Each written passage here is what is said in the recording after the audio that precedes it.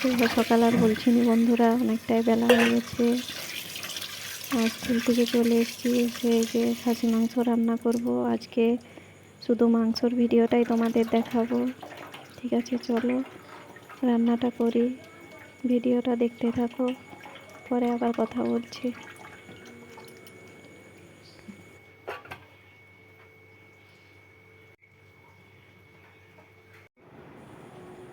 আর এই যে রান্নাঘরটা দেখে তোমরা বুঝতে পারছো যে এটা আমার শ্বশুর বাড়ি। আমি শ্বশুর বাড়িতে এসেছি, আর এখানে এই যে খাসি মাংস রান্না করে তোমাদের দেখাবো। ঠিক আছে, চলো এই যে রান্নার জোগাড় করছি। তোমরা তো দেখলেই যে খাসি মাংস আজ রান্না করব। ঠিক আছে, চলো। মাংসের জন্য আলু নিয়ে নিয়েছি, আর পেঁয়াজ, আদা, রসুন, টমেটো, কাঁচা লঙ্কা, আর ওই যে শুকনো লঙ্কাটা বাটবো, বেটেই রান্নাটা করব।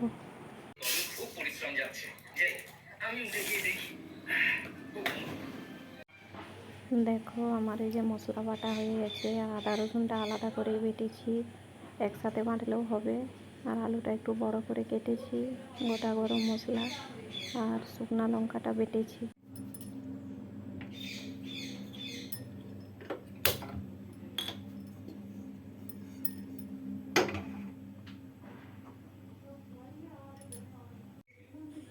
দেখো এই যে আমি রান্নাটা বসিয়ে দিচ্ছি, আর পরিমাণ মতো তেলটাও দিচ্ছি।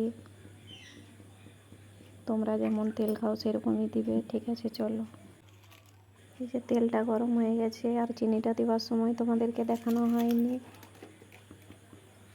ঠিক আছে, চলো তেলের উপরে তেজপাতা দিয়ে দিই।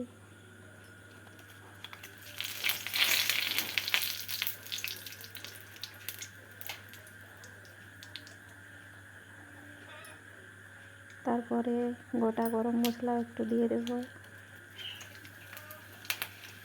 গোটা গরম মশলা দিলে রান্নাটা ভালোই হয়।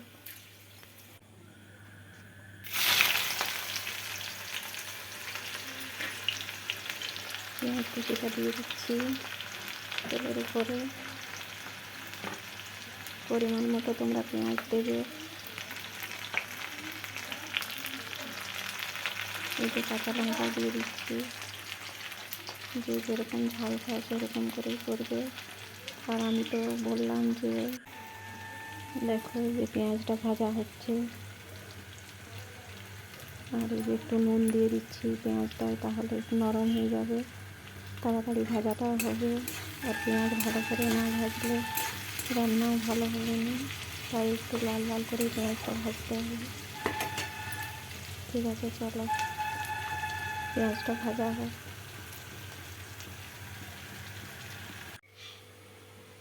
দেখো এই যে পেঁয়াজ ভাজা হয়ে গেছে, আর রসুনটা দিয়ে দিচ্ছি। আগে রসুনটাই দিচ্ছি, রসুনটা একটু ভাজা হোক, তারপর আদাটা দেবো।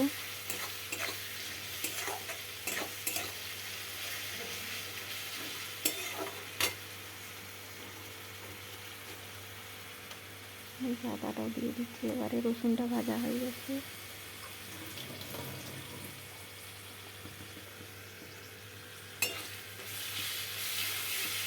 আদা আবার বেশি ভাজলে একটু তিতা তিতা লাগে, সেই জন্য রসুনটা ভাজার পরে তারপর আদাটা দিয়েছি। আর পরিমাণ মতো তোমরা দিবে, যেমন মাংস করবে সেই রকম পরিমাণ মতো।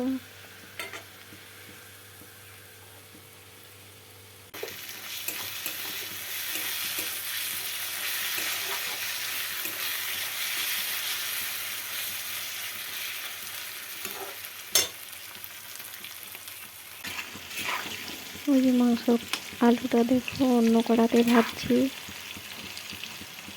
ঠিক আছে, চলো। তোমরা তো দেখলে যে আদা রসুন দিয়ে মশলাটা একটু ভাজা হয়ে গেছে, আর এই যে পরিমাণ মতো জিরা গুঁড়াও দিয়ে দিচ্ছি।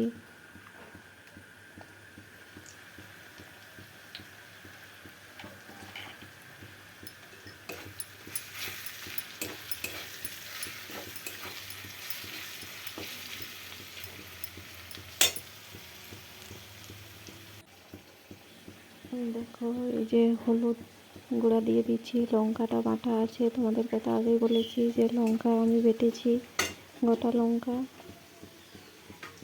আর কাঁচা লঙ্কাও দিয়েছি। ঠিক আছে, চলো রান্নাটা করি, ভিডিওটা দেখতে থাকো।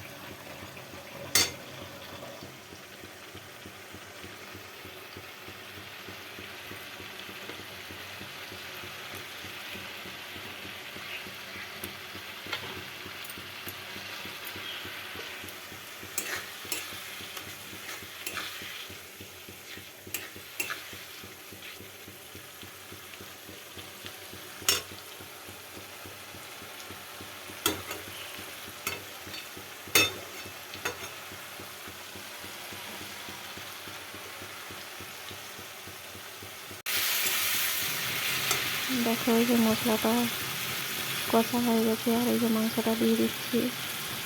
ঠিক আছে, চলো রান্নাটা করি, ভিডিওটা দেখতে থাকো।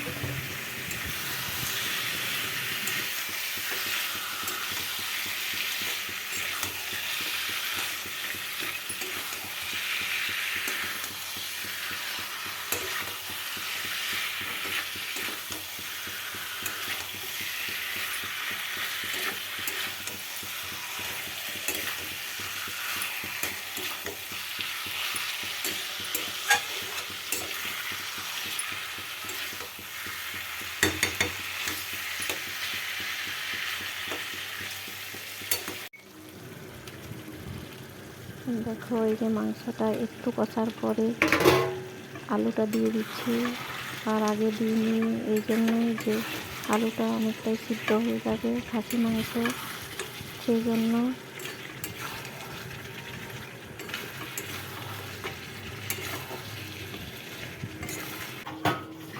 মাংসটা কষা হচ্ছে, আর আমি যে রান্নার বাসন কিছু সেটা ধুয়ে দিচ্ছি।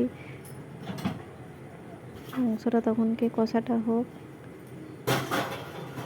তোমরা হয়তো ভাববে অন্য কেউ রান্না করছে, আমি রান্না করছি। ঠিক আছে, চলো রান্নাটা করি, পরে আবার তোমাদের সাথে কথা বলছি।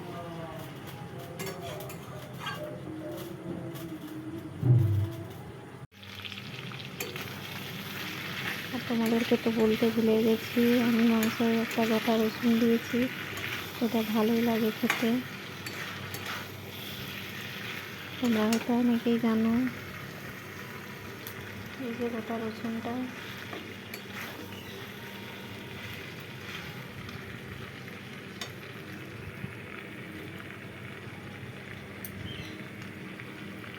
এই যে মাংসটা কষা হয়ে গেছে, আর জল দিয়ে দিচ্ছি।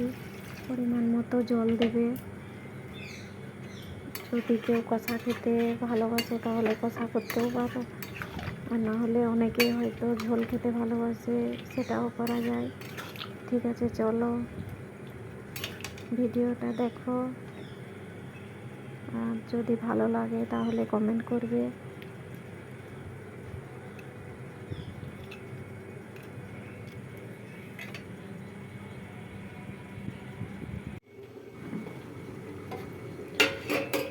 দেখো এই যে মাংসটা ঢাকা দিয়ে দিকে কষা করছিলাম, আর গ্যাসের আঁচটা অনেকটাই কমিয়ে সিদ্ধ করেছি, তাহলে মাংসটা ভালো সিদ্ধ হয় আর খেতেও ভালো লাগে। কুকারের থেকে বেশি ভালো লাগে কড়াইতে করলে। ঠিক আছে, চলো ভিডিওটা এখানেই শেষ করছি। কালকে আবার একটা নতুন ভিডিও নিয়ে আসবো। তোমরা আমার পাশে থাকো, আর ভিডিওটা কেমন লাগলো সেটাও বলবে। ঠিক আছে।